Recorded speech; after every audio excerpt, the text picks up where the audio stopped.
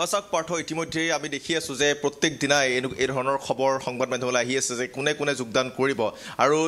তালিকাবিলাক দীঘলীয়া হৈ গৈ আছে যিসকলে পূৰ্বতে কংগ্ৰেছৰ একগৰাকী যথেষ্ট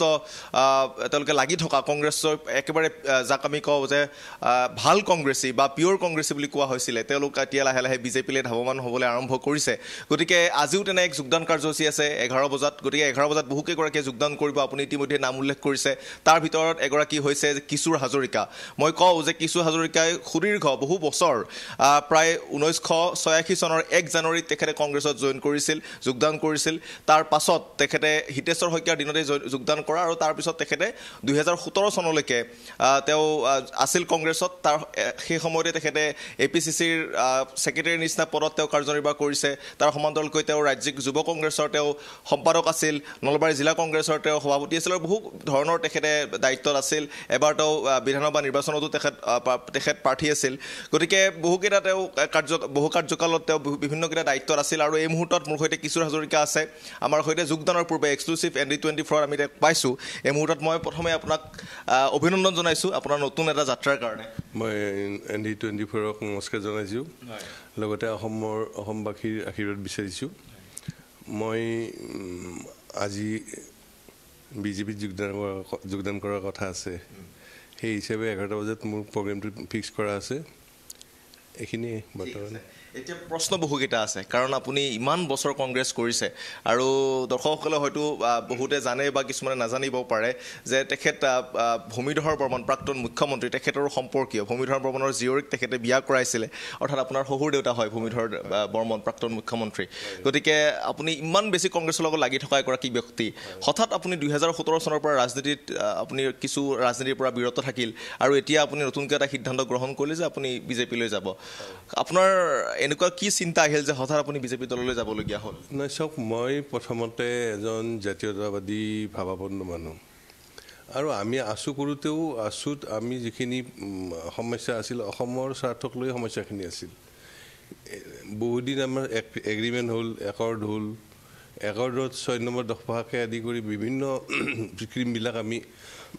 প্ৰব্লেমবিলাক আমি ল'বলৈ বিচাৰিছিলোঁ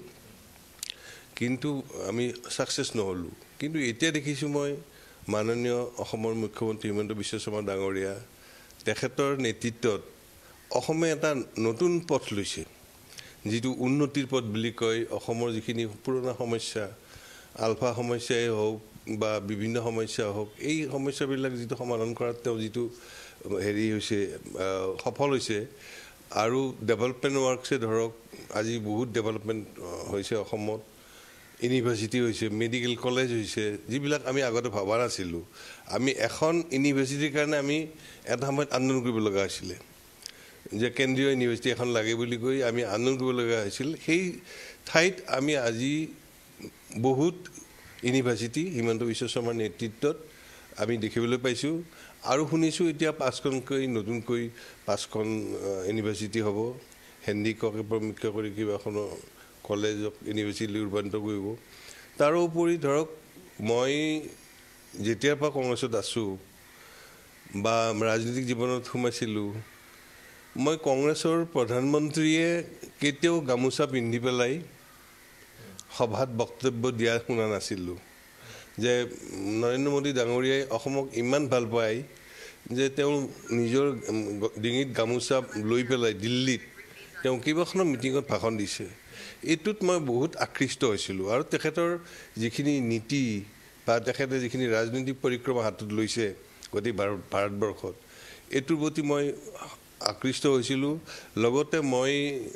আমাৰ মাননীয় মুখ্যমন্ত্ৰী হিমন্ত বিশ্ব শৰ্মা ডাঙৰীয়াৰ লগত কংগ্ৰেছত থকা অৱস্থাৰ পৰা মই তেখেতৰ লগত কাম কৰিছিলোঁ আৰু কাম কৰি ভাল লাগিছিল তেওঁ ইমান স্পীডি মানুহ আছিল ইমান এক্টিভ মানুহ মই দেখা নাই তেওঁৰ নিচিনা মুখ্যমন্ত্ৰী মই অসমত আজিলৈকে দেখা নাই ইমান এক্টিভ মুখ্যমন্ত্ৰী আৰু জনসাধাৰণৰ লগত ইমান তেওঁ টাচ ৰাখে সেইটোৰ কাৰণে মই তেখেতৰ প্ৰতি মোৰ এটা আনুগত্যটো বেছি বাঢ়ি গৈছিল আৰু মই ভাবিছিলোঁ কি যে মই বাহিৰত থকাতকৈ ভিতৰত গৈ পেলাই যদি আমাৰ মুখ্যমন্ত্ৰী মহোদয়ক কিঞ্চিত হ'লেও সহায় কৰিব পাৰোঁ সেই আশা আগত ৰাখিয়ে মই জইন কৰিবলৈ ওলাইছোঁ। বহু তেনেকুৱা কংগ্ৰেছী বহু এনেকৈ জীৱনৰ বহু সময় দিছে, আপুনিও ঠিক যিধৰণে দিছে 86 চনৰ পৰা 2017 চনলৈকে বহু কংগ্ৰেছী আছে, কিন্তু তেওঁলোকে যদিও ক'ৰবাত মতবিৰোধ হৈ দল ত্যাগ কৰিছে, তাৰপিছতো বহু কংগ্ৰেছী আকৌ বেলেগ দললৈ যোৱা নাই, কাৰণ তেওঁলোকৰ এটা কংগ্ৰেছৰ প্ৰতি এটা তেওঁলোকৰ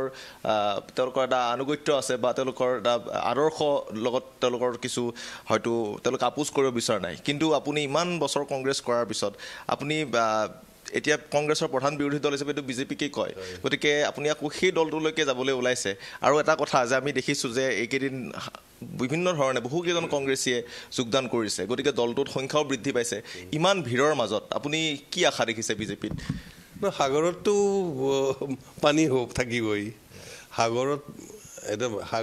এটা যেতিয়া সাগৰ এখন, সাগৰততো ঢেৰ পানী থাকিব, তাতে মই এক বিন্দু পানী হিচাপেহে তাতে অংশগ্ৰহণ কৰিম। গতিকে মই ধৰক মোৰ হেৰিটো হ'ল যে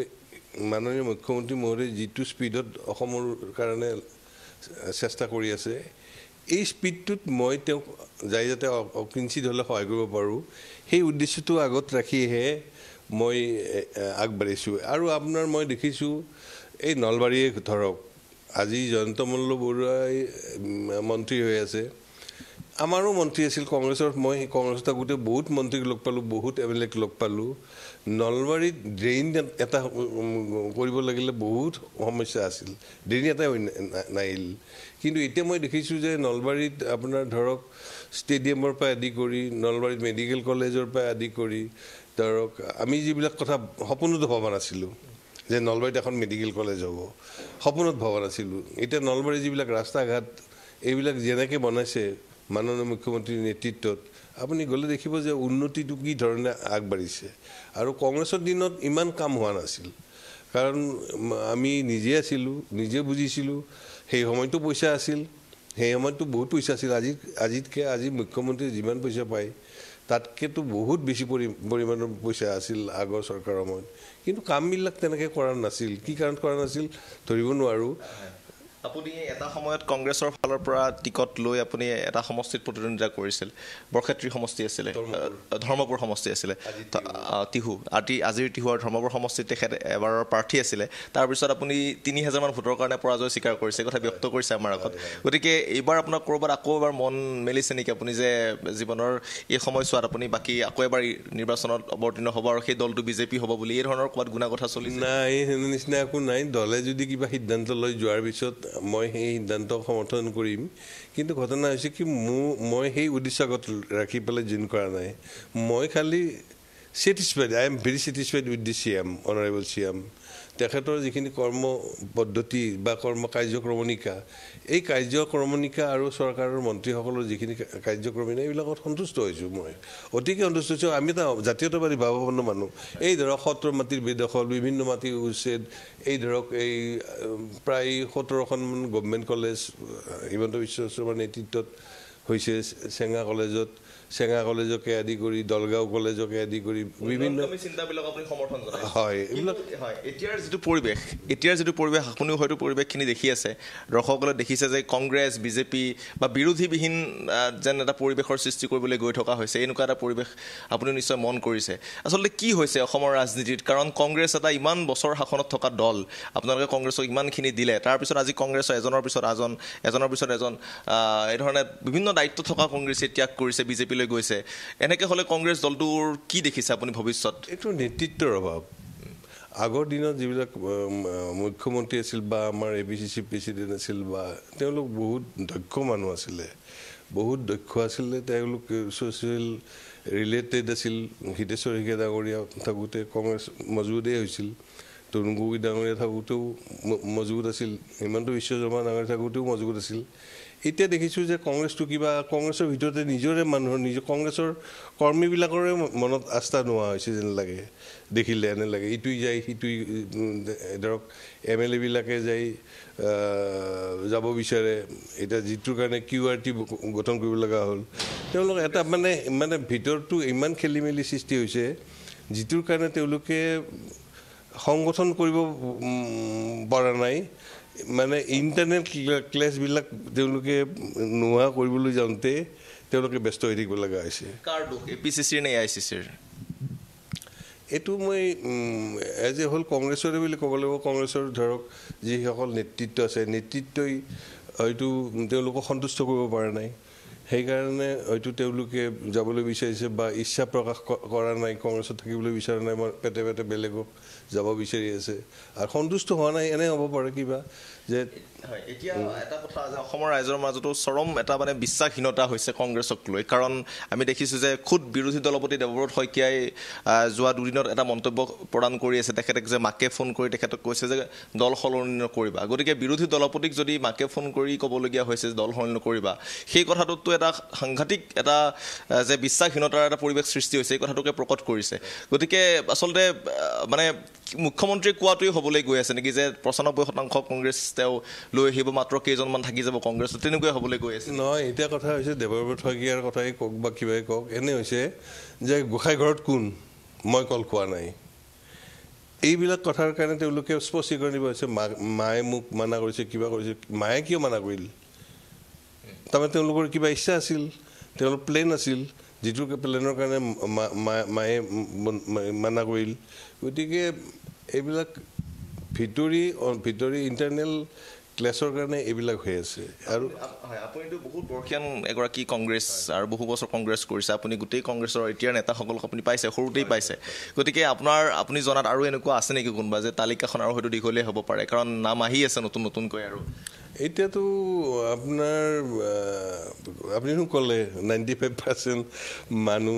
কংগ্ৰেছৰ মানুহ হিমন্ত বিশ্ব শৰ্মা ডাঙৰীয়াৰ লগত আছে মুখ্যমন্ত্ৰী মহোদয়ৰ লগত আছে তেওঁৰ লগত এটা ৰিলেশ্যন আছে মানুহবিলাকৰ মুখ্যমন্ত্ৰী এনে নকয় তেওঁৰ যিবিলাক কথা কয় তথ্য সহকাৰে কয় তথ্য নাথাকিলে মাননীয় মুখ্যমন্ত্ৰী মহোদয়ে কথা নকয় সেইকাৰণে তেওঁৰ হাতত তথ্য নিশ্চয় আছে আৰু মই জানো বহুতে তেওঁৰ লগত সম্পৰ্ক ভাল ধৰক সমষ্টিৰ উন্নয়নৰ কাৰণেও সম্পৰ্ক ৰাখিব পাৰে বিভিন্ন কাৰণত সম্পৰ্ক ৰাখিব পাৰে এতিয়া আপুনি আজিৰ পৰা বিজেপি হ'ব আপুনি গেৰুৱা বসন পিন্ধিব কিছু সময়ৰ পিছতে এটা নতুন আদৰ্শ নতুন চিন্তাধাৰাৰে আপুনি আগবাঢ়িব লাগিব কাৰণ কংগ্ৰেছৰ আদৰ্শ আৰু বিজেপিৰ আদৰ্শ পাৰ্থক্য আছে গতিকে সেই আদৰ্শৰে কেনেকৈ সাজু কৰিছে নিজকে আৰু আপোনাৰ সমষ্টিৰ বা আপুনি যি ঠাইৰ পৰা আপুনি বিলং কৰে আপুনি নলবাৰীৰ পৰা আপুনি প্ৰতিনিধিত্ব কৰে গতিকে নলবাৰীৰ লোকসকলৰ কংগ্ৰেছীসকলক লগত লৈ আপুনি কি ধৰণে আপোনাৰ আকৌ সেই আগৰ ভেটিটোলৈ যাব ঘূৰি যাব বা কেনেকৈ নিজকে প্ৰস্তুত কৰিছে এতিয়া বিজেপি হৈ আপুনি এতিয়া মইতো জানো যে মোৰ যিখিনি মানুহ মোৰ লগত ধৰক গোটেই ধৰ্মপুৰতে আছে প্ৰায় 15,000 মানুহ মোৰ নিজা মোৰ লগত ৰিলেটেড মানে মই য'ত থাকোঁ তেওঁলোকো তাতে থাকে এনে নিচিনা মানুহ আছে প্ৰায় 15,000 মানুহ আৰু এজ এ হ'ল নলবাৰীতো আছে ধৰক টোটেল ধৰক বৰখেতিটো মোৰ নিজা মানুহ আছে কিছুমান যিবিলাক মানুহে মোৰ লগত এতিয়াও আজিও কংগ্ৰেছত নাথাকিলেও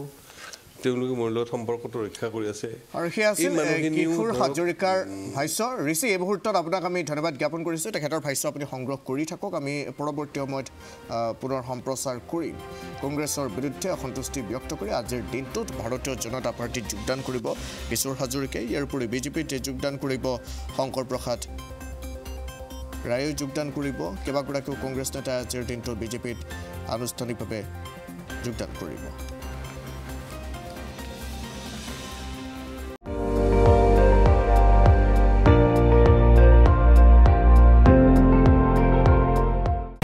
আপুনি চাই আছে ND24